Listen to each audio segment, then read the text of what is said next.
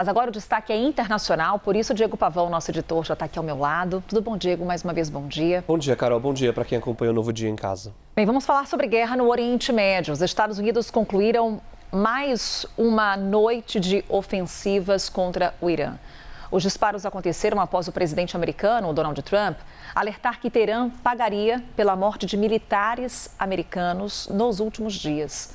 Diego, o que temos aí já de informações com relação aos mais recentes ataques? É 10ª noite seguida dessa ofensiva. É isso, Carol. Mais uma vez, os Estados Unidos confirmaram que usaram esses ataques para degradar as capacidades do Irã de atacar, por exemplo, aqueles navios que atravessam o Estreito de Hormuz, que é essa rota tão importante para o petróleo mundial. Os Estados Unidos também disseram que destruíram locais de armazenamento, de lançamento de mísseis, centros de comando militares. Isso depois, como você disse, Donald Trump dizer que o Irã pagaria o preço pela morte de mais três militares americanos. Com isso, chega a 17 o número de militares americanos mortos nessa guerra. Começou lá no fim de fevereiro. Vale lembrar que essa ideia de militares americanos mortos na guerra é algo muito importante para os americanos. É algo que, inclusive, consegue mexer até com a opinião pública. E o fato é que agora essa guerra, ou na verdade esse cessar-fogo que foi negociado lá em junho, Carol, entrou em colapso de fato. A gente tem, de novo, os níveis de travessia pelo Estreito de Hormuz chegando àquele estágio mais preocupante para a economia mundial. Desde maio, os Estados Unidos disseram que conseguiram facilitar a travessia de cerca de 900 navios. Isso é muito abaixo do esperado. Para a gente ter uma ideia, por dia, no nível pré-guerra, a gente tinha ali 120, 130 navios passando pelo Estreito de Hormuz diariamente. Ou seja, esse é um nível que ainda está muito abaixo do esperado. E, além disso, Carol, o que a gente tem agora, como eu disse, o colapso do cessar-fogo, mas também o tempo correndo em relação a uma eventual negociação sobre aquele acordo provisório firmado lá em junho. Agora, com esses ataques acontecendo, é muito difícil a gente ter, de fato, uma negociação, principalmente uma negociação a nível técnico, para tentar resolver aquelas questões mais espinhosas do acordo provisório, entre elas a própria questão nuclear do governo iraniano, do regime iraniano. E também, Carol, a gente tem os Estados Unidos agora enviando mais aviões, mais jatos militares para o Oriente Médio, aviões de reabastecimento também.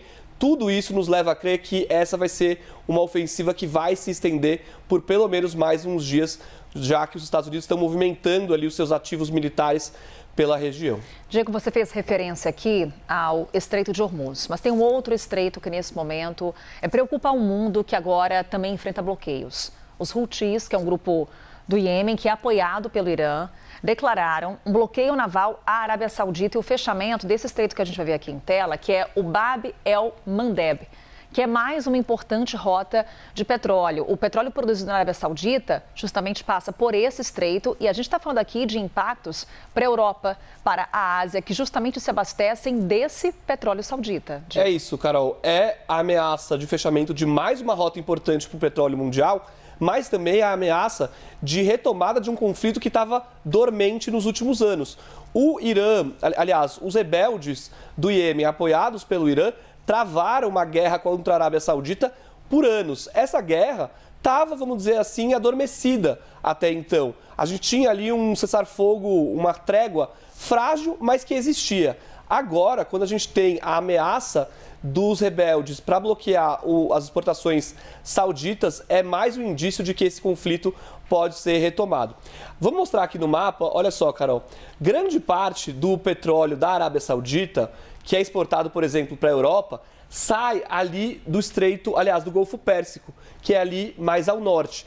Passa aqui pelo Oceano Índico e entra por esse estreito aqui, que é o de Bab el-Mandeb ou al-Mandeb, dependendo de como você falar, e passa aqui pelo Mar Vermelho e passa ali em cima pelo Canal de Suez, chegando ao Mar Mediterrâneo. Essa é a rota mais fácil para esse petróleo conseguir chegar, por exemplo, à Europa e à costa leste dos Estados Unidos.